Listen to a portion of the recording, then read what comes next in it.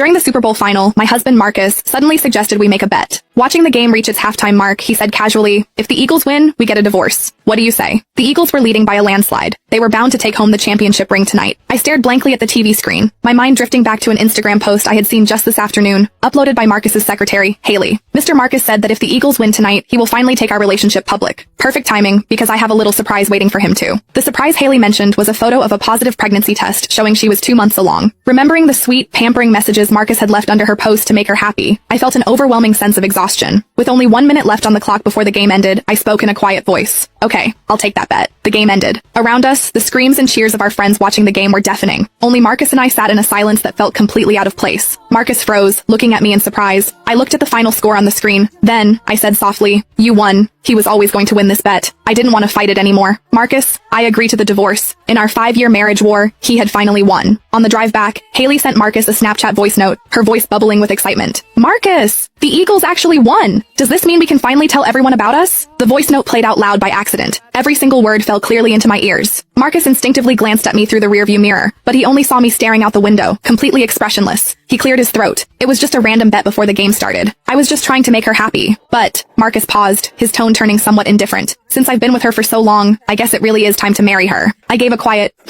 "Have your lawyer draft the papers." Seemingly not expecting me to agree so easily, Marcus was slightly taken aback. Then he said, "There's no need to rush it like this." I met his gaze calmly. "We wouldn't want to delay your big announcement. It's better to sign the papers as soon as possible. After all, she's been waiting quite eagerly." I wasn't lying. Haley had been with him for 3 years, but she had never gotten the chance to show him off publicly. As long as Marcus and I were married, he couldn't bear to let Haley be labeled a homewrecker. Marcus stared at my face, trying to read my expression, but I was too exhausted. I just closed my eyes. I didn't want to say another word. As we neared the house, Marcus suddenly said, "The power went out at Haley's place. She's terrified of the dark. I need to go over and keep her company." "Okay, just drop me off at the next intersection," I said, not even looking at him. I was already too used to this. Marcus hesitated. Only after I stepped out of the car did he say, "I might not come back tonight." I nodded, my face completely calm. "Okay." After Marcus's car drove away, I stood on the sidewalk for a while. My phone buzzed. It was a Snapchat message from my best friend Amber. "Did you and Marcus leave early? I can't find you guys at the party." Marcus had hesitated for a long time about coming to this game tonight. Maybe out of guilt or maybe remorse, he had still ended up coming with me. I replied to Amber. "Yeah, we're getting a divorce." Amber replied instantly. "Because of Haley? Why won't that girl just disappear? She's just a secretary." Has Marcus lost his mind? Maybe he had. I didn't know when things had started to change between Marcus and me. When did it begin? Probably when his work got too busy and we talked less and less. He stopped sharing the funny little details of his day with me. His replies to my messages took longer and longer. Strangely, the thought of divorce didn't make me sad. Instead, I felt a weight lifting off my shoulders. We had known each other for 8 years and been married for 5. This marriage, which had kept me awake for countless painful nights, was finally coming to an end. Just then, a voice note from Marcus came through.